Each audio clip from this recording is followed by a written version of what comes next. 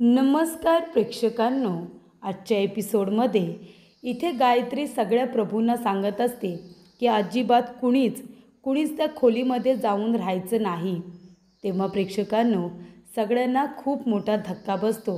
इथे आता सगळेजण आश्चर्याने तिच्याकडे बघायला लागतात की आता खोलीमध्ये जाऊन राहायचं नाही म्हणजे ही की आता खोलीमधून सुद्धा बाहेर काढते की काय. तेव्हा तेजस म्हणत असतो, लकी चाम बघितलंच ना तुम्ही, अहो ते म्हणतात ना, ही बाई कधीही सुधारणार नाही आहे. काहीही करा तुम्ही, म्हणजे 4 दिवस गणपती बाप्पा होते, 4 दिवस सणासुदीचे होते म्हणून थोडी बरी वागली, नीट वागली आणि जसं बाप्पाचं विसर्जन झालं तशी लगेच बघा फणा काढून मोकळीच कुटुंबावरती.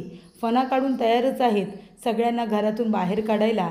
तुम्ही समजवा नाहीतर त्यांनी समजवू दे, कुणाचंच ऐकणार नाहीत त्या. तेव्हा इथे मानसी म्हणते राष्ट्रहित.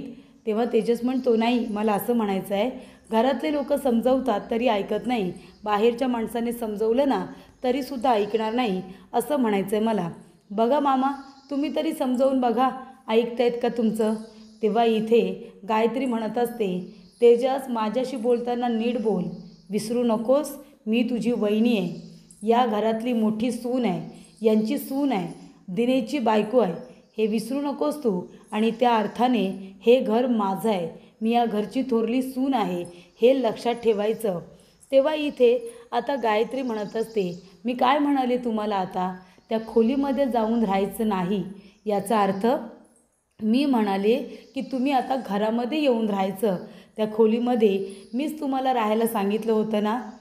ऐन सणासुदीच्या दिवशी मी तुम्हाला घरातून बाहेर काढलं आणि त्या छोट्या खोलीमध्ये सगळ्यांना राहायला सांगितलं. मला त्या गोष्टीचं खरंच खूप वाईट वाटतं आहे. नाना, सासूबाई, प्लीज मला माफ करा. तात्यासाहेब, मनापासून मी तुमची माफी मागते. माणूसच चुकतो ना, तशी माझ्याकडून चूक झाली आणि इथे माझ्या चुकीची शिक्षा तुम्हाला सगळ्यांना तर मिळालीच, पण माझ्यामुळे तुम्हाला दरवर्षी बाप्पा आपण घरामध्ये साजरा करतो, ते बाप्पाची मूर्ती तुम्हाला इथे अंगणामध्ये मांडावी लागली. त्यासाठी खरंच मी मनापासून तुमची माफी मागते.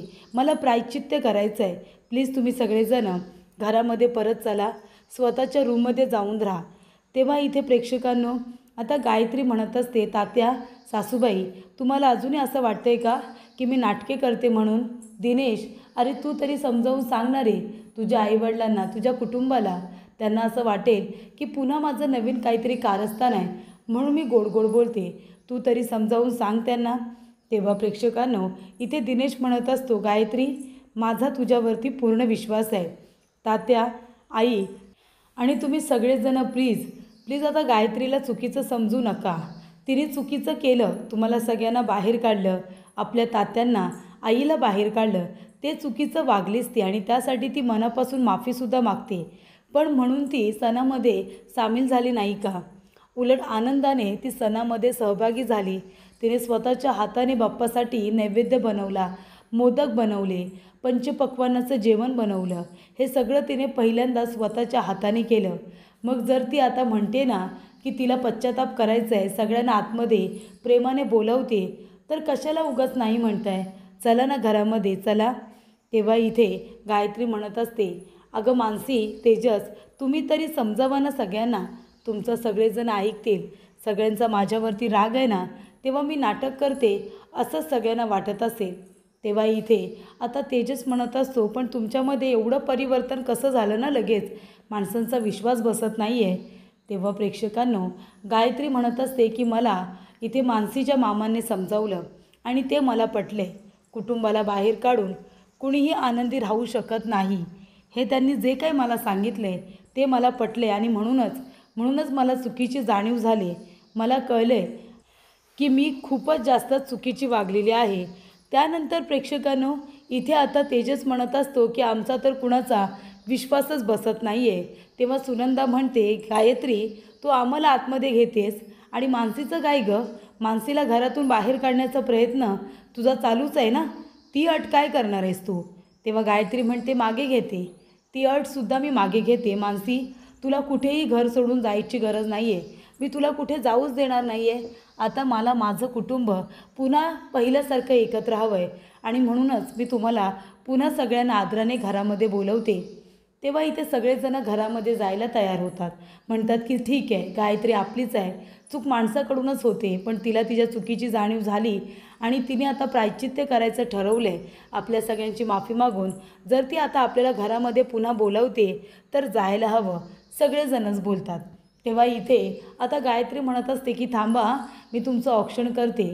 तेव्हा इथे छाया आणि त्याचबरोबर विनोद दोघांनासुद्धा बाहेर बोलवलेलं असतं. तेव्हा इथे गायत्री आता तात्यासाहेबांचं सुनंदाचं सुद्धा औक्षण करते, त्यांचा आशीर्वाद वगैरे घेते आणि ती म्हणते की हे सगळं कशाला सुनबाई, अगं आम्ही आलो असतो ना असंच. तेव्हा गायत्री म्हणते नाही, घरातून बाहेर काढताना तुम्हाला हाताला धरून रागाने बाहेर काढलं होतं ना, मग आता घरामध्ये घेताना मानाने घ्यायला नको का? थांबा मामा, तुमचंही औक्षण करते. माझं औक्षण कशाला, असं आता शैलेंद्र दीक्षित विचारतात. तेव्हा इथे गायत्री म्हणत असते, माझ्यामध्ये हा जो काही बदल झाला आहे तुमच्यामुळे तर झाला आहे ना, मग तुमचंसुद्धा औक्षण केलंच पाहिजे की. तेव्हा इथे प्रेक्षकांनो आता गायत्री शैलेंद्र दीक्षित यांचं औक्षण करते आणि पायासुद्धा पडते. तेव्हा इथे गायत्री म्हणते, विनोद जा, सगळ्यांचं सामान घेऊन ये जा. तेव्हा इथे विनोद म्हणतो, कोण मी? तेव्हा इथे गायत्री म्हणते, का सगळ्यांचं सामान पुढे टाकायला तूच होतास ना? तेव्हा विनोद म्हणतो, ते तुम्ही सांगितलं होतं. तेव्हा गायत्री म्हणते, मग सामान आणायलासुद्धा मीच सांगते ना, जा ना बॅगा घेऊन ये पटापट. तेव्हा प्रेक्षकांनो बॅगा आणत असताना विनोदला ठेच लागते आणि त्याची एक बॅग आता मामांची खाली पडते. त्याच्यामध्ये मामांचा आणि इथे छाया आणि गायत्रीचा दोघींचा फोटो असतो. त्यानंतर प्रेक्षकांनो तो फोटो आता दिनेश बघतो आणि म्हणतो, हा फोटो कुणाचा आहे? तेव्हा गायत्री लगेचच त्याच्या हातातून तो फोटो खेचून घेते. त्यानंतर प्रेक्षकांनो संपदा म्हणत असते की नंदू भाऊ, अहो तुम्ही का बोलवते पारगावला ते तर सांगा ना. नंदू म्हणत असतो, वहिनीसाहेब प्लीज नाही म्हणू नका, प्लीज तुम्ही पारगावला या तर खरं, महत्त्वाची गोष्ट आहे तुम्हाला सांगायची आहे. तेव्हा इथे संपदा म्हणते, अहो पण आता पारगावला कशाला, मला खरंच तिथे यायची इच्छा नाही आहे.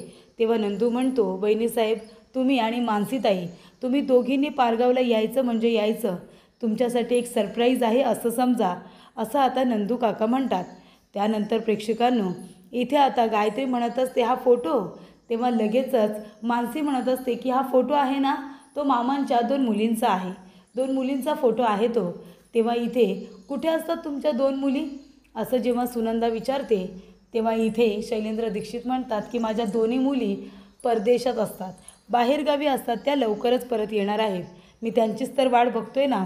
तेव्हा गायत्री लगेच म्हणते, हो मी पण त्यांचीच वाट बघते, म्हणजे तुमच्या सगळ्यांची वाट बघते, कधी घरामध्ये प्रवेश करताय त्याची वाट बघते.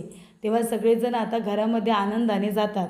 तेव्हा मानसी म्हणत असते, गायत्री वहिनी अहो किती बदल झाला आहे तुमच्यामध्ये, आणि तुमच्यामध्ये बदल घडवणारी ही व्यक्ती म्हणजे तुमचे वडील, हा तुमचे वडीलच आहेत जे तुमच्यामध्ये हे बदल घडवत आहेत.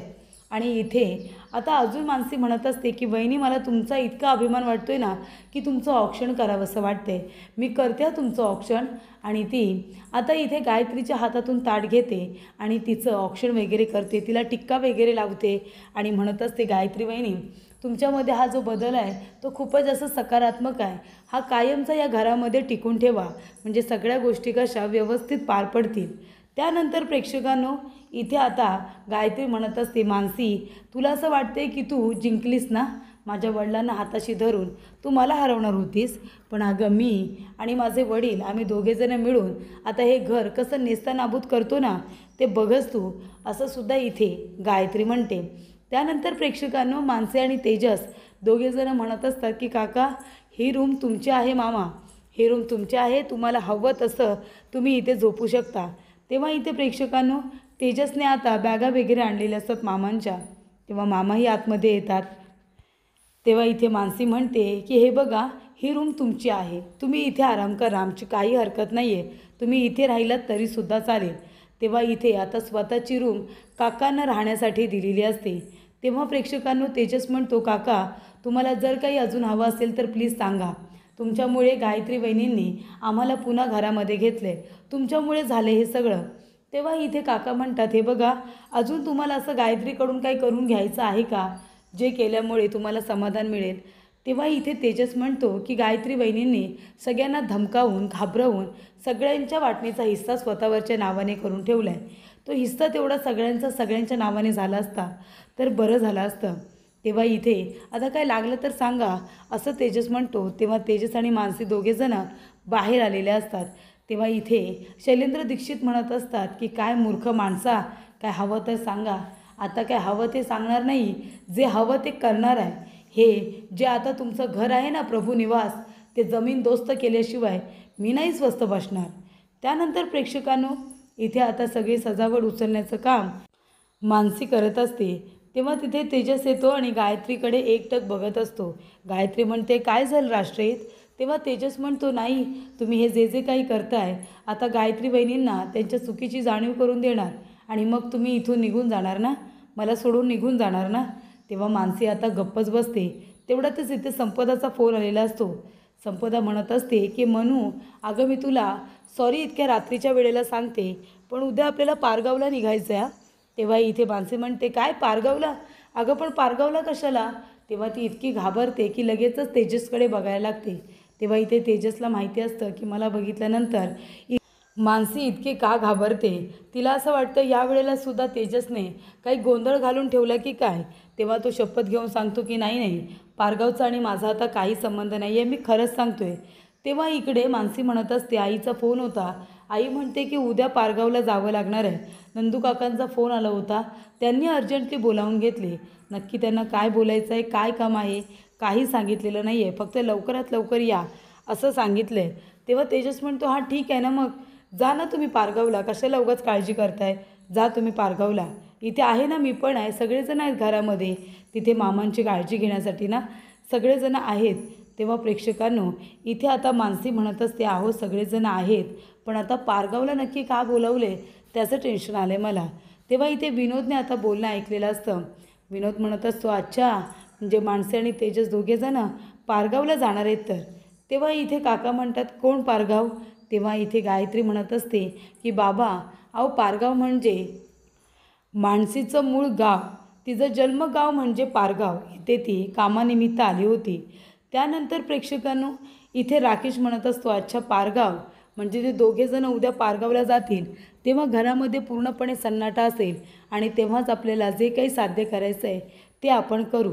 प्रभू निवास जमीन दोस्त करून टाकू असं गायत्रीच्या वडिलांनी ठरवलेलं असतं की चला आता इथे मानसीसुद्धा उद्या नसणार आहे, तेजससुद्धा नसणार आहे आणि तेव्हाच आपल्याला या प्रभूंना धडा शिकवायचा आहे असं इथे ठरवलेलं असतं.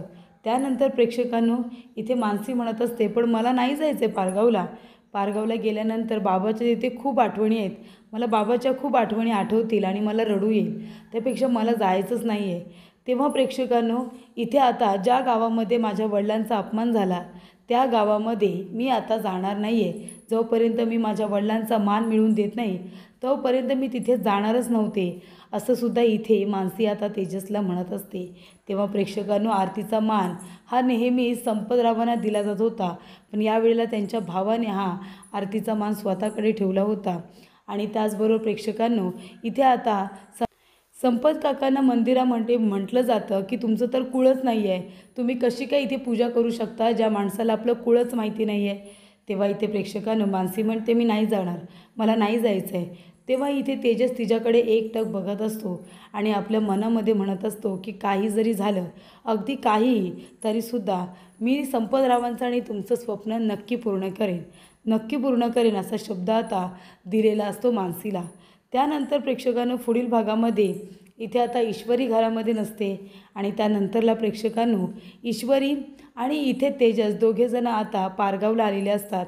आणि तेव्हा प्रेक्षकांनो इथे आता दोघेही पारगावला गेल्यामुळे इथे आता कोणीच नसतं घरच्या लोकांना प्रोटेक्ट करण्यासाठी. त्यामुळे प्रेक्षकांनो इथे आता तेजसला घरून फोन केला जातो आणि त्यानंतर प्रेक्षकांनो इथे आता गायत्रीचं आणि तिच्या वडिलांचं बोलणं सुरू असतं. तेव्हा तात्यासाहेबांनी त्यांचं बोलणं ऐकलेलं असतं आणि तात्यासाहेबांना कळतं की हा माणूस मानसीचा मामा नाही आहे तर गायत्रीचे वडील आहेत, हे आता काकांना समजलेलं असतं. तेव्हा इथे आता गायत्रीचं आणि तिच्या वडिलांचं बोलणं काकांनी ऐकलेलं असतं. तेव्हा काका आता बोलणं ऐकतात आणि त्याचबरोबर त्यांना इथे बघितलेलं असतं गायत्री आणि तिच्या वडिलांनी. तेव्हा तिच्या वडिलांनी काकांना मारण्याची धमकी दिलेली असते आणि त्यांना पाय वगैरे चेपायला लावलेले असतात. आणि ही गोष्ट तेजस मानसीला अजूनपर्यंत माहिती नाही आहे, पण आता तेजसला फोन जातो आणि कळतं की इथे आता कशा पद्धतीने शैलेंद्र दीक्षित त्याच्या कुटुंबियांना त्रास देतो आहे, तेव्हा तेजस म्हणतो, मानसी तुमचा खूप विश्वास होता ना त्या माणसावरती, पण त्या माणसाने तुमचा विश्वासघात केला आहे, असं तेजस म्हणतो.